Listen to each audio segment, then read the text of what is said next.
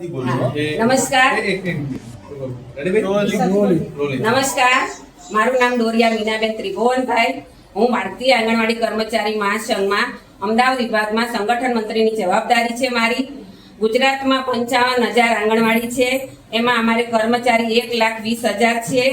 અમારી જોડે 4 તારીખની જે રેલી છે 4/8/2025 રોજ, એ રેલીમાં અમારી લગભગ 20,000ની સંખ્યા હશે, 20 થી 25,000ની।